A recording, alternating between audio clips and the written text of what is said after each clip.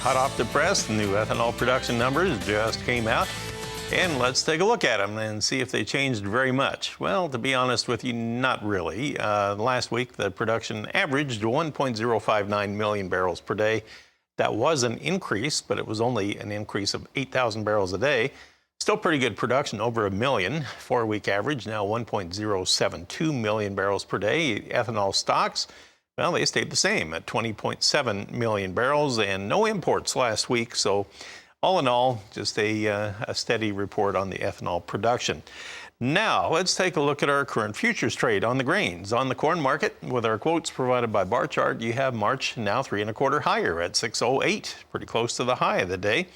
And if you look at soybeans were under pressure earlier. They still are a little bit. March now only 2.5 lower, though, at 1365.5. Well, you know, that's over a dime off of our earlier low of the day, so it is heading upward. On the wheat market in Chicago, you have March now 6.5 cents higher at 790. That's a penny and a half from its high of the day. Kansas City March wheat now 4 1/4 higher at 826. And in Minneapolis, that spring wheat trade has March now 4 1/4 higher, back up to 1003 3/4.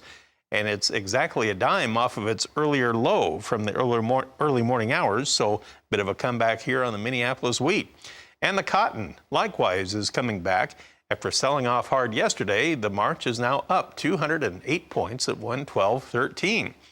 So the choppiness continues in our ag commodity markets on the crop trade, and we bring in Todd Bubba Horwitz at BubbaTrading.com in Chicago.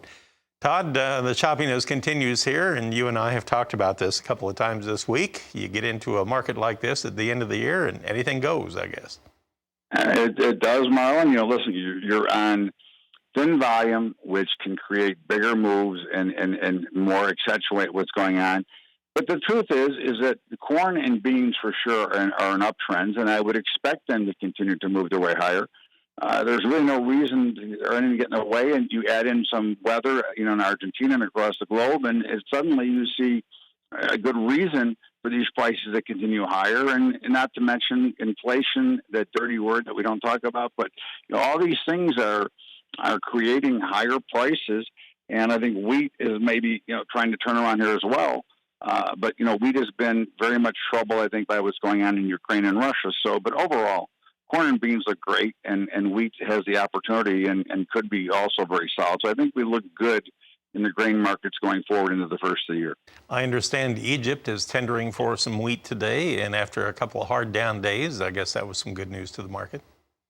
Yeah, I think so. And again, you know, we remember wheat is very political, and you know, especially when Russia's in control of it and that side of the world. And you know, we've got, you know, lots of troubles in Ukraine and other areas, so that could be creating some issues here. So, but overall, I think we will overcome it. And I do think that, again, the grains themselves look very solid and very strong, and I think they're going to see higher prices going into the first quarter for sure.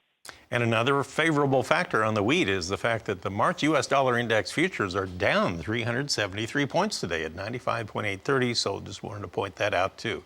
Thanks for talking with us, Todd. Always a pleasure. Todd Bubba Horwitz at BubbaTrading.com. We'll be back in a moment. We'll take a look at livestock next.